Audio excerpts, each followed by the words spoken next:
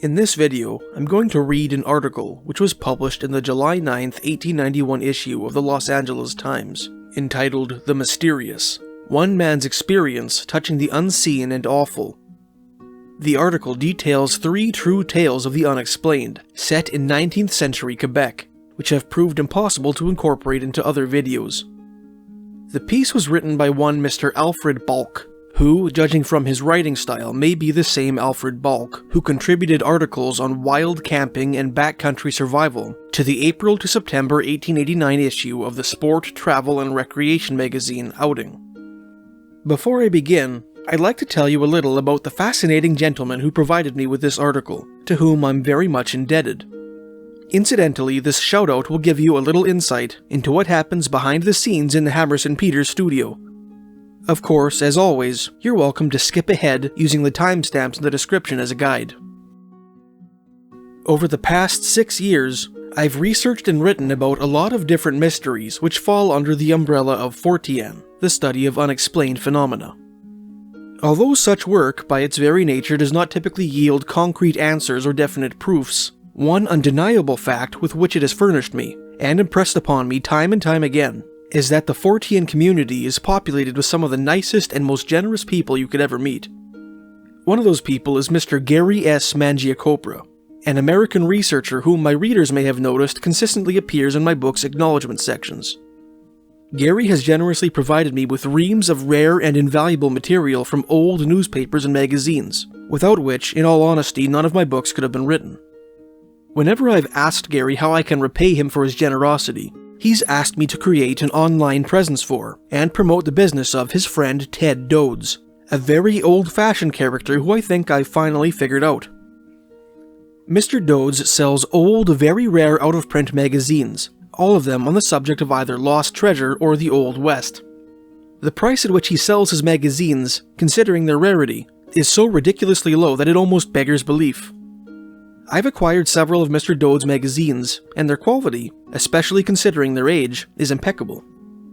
To the best of my knowledge, the only way to get in touch with Mr. Dodds, acquire a catalog of the magazines he has for sale, or purchase his magazines is through snail mail.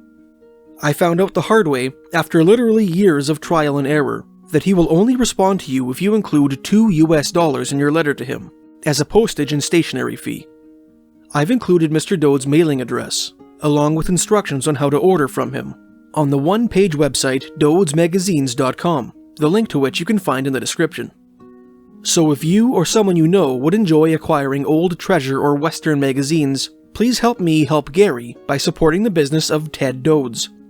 See doddsmagazines.com for details. That's DOADES magazines.com. Thank you so much for listening and enjoy the video. I am not superstitious.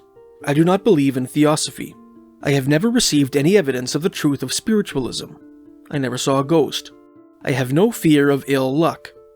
Yet I have had in my life a few experiences I cannot explain, and one of these happened to me only the other day. Being a smoker of cigarettes which I make myself, I buy little books of cigarette paper. These have covers of cardboard, and each contains about 100 sheets of what is called rice paper. On a Saturday morning, I purchased one of these books and used it that day and the next. I have a little square table alongside of my chair in the sitting room, which is meant to hold books I may be reading and other little things which I use. On Sunday night, I made and smoked a cigarette just before going to bed. The table at that time was covered with a white cloth, on which was The Life of Savonarola by Clark, a match safe, a saucer for ashes, my tobacco pouch, my cigarette holder, and this book of cigarette paper. There were, when I went to bed, about 70 sheets of paper in the book. On Sunday morning after breakfast, I went into the front room to get a cigarette. When I picked up the book, it was empty, and I was forced to hunt up another. Everything else was on the table as I had left it the night before, but alongside of the book, lying on the white cloth, was a round copper coin, worn badly on one side, but showing raised characters on the other. My wife is a collector of coins in a very small way, having 30 or 40 of those that have struck her fancy, and when I looked at this coin I had found, I supposed it belonged to her. I did not know what it was, nor had I ever seen a coin like it before. I carried it back to the dining room to ask her where she got it, when she startled me slightly by speaking as though she was obliged to me for having procured it for her. I, of course, knew I had never seen it before, and I found out that it was as strange to her. She called the servant in, for we both supposed it must belong to her, but she, after examining it, declared she had never seen it.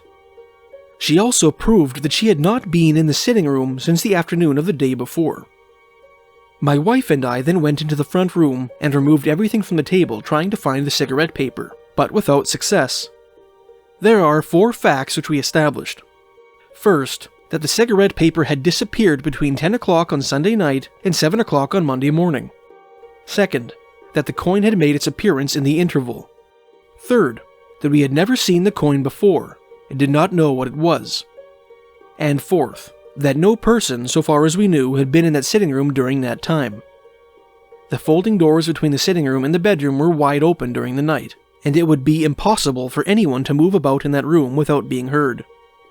I took the coin to a numismatist, who told me it was an Egyptian 5 para piece. Its value is about 1 cent. I have the coin still, and I am no nearer knowing how I got it now than I was the morning I found it, resting on the white cloth tableside alongside of the empty covers of the cigarette book. Now for a story of one of the greatest scares I ever got. Between the villages of Tadoussac and Loup-Zalou, at the mouth of the Saguenay River in Canada, there is a hill at the base of which is a ravine, and over this is a bridge.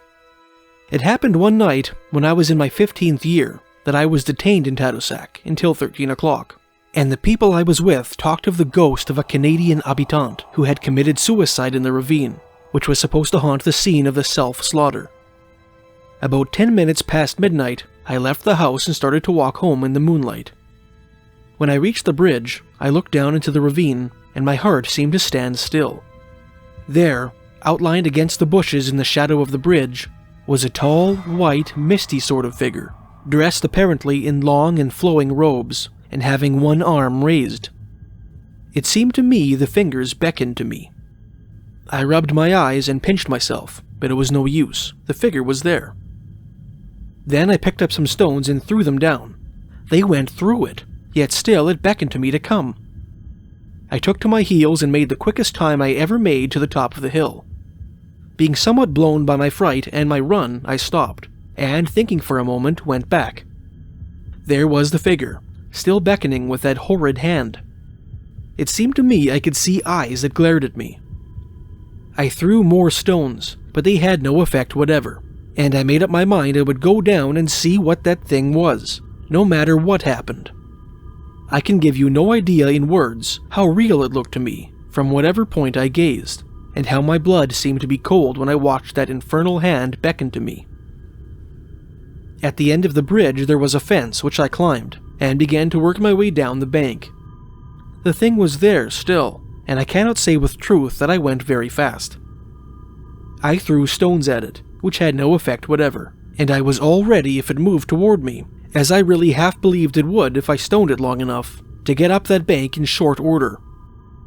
And at last I was close to it, and I put out my hand very cautiously, for it was still plainly before me, to touch it.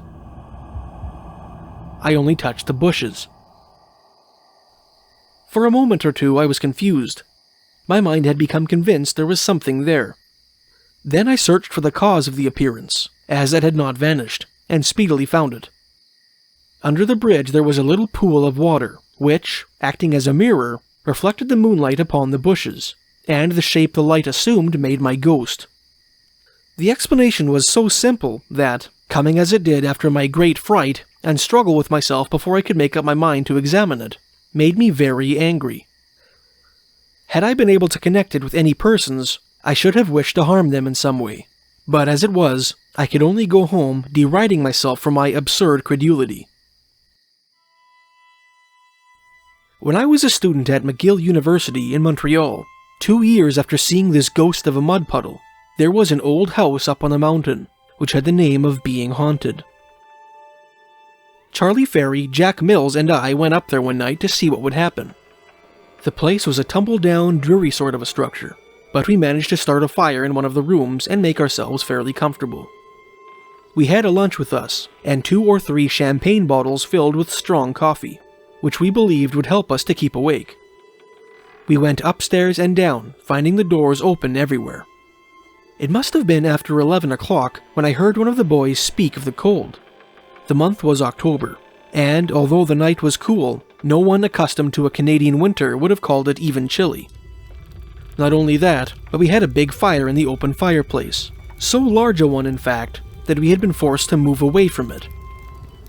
We all felt this cold, however, in the most distinct way, and it seemed to me afterward, although this is probably my imagination, that the flame became dim.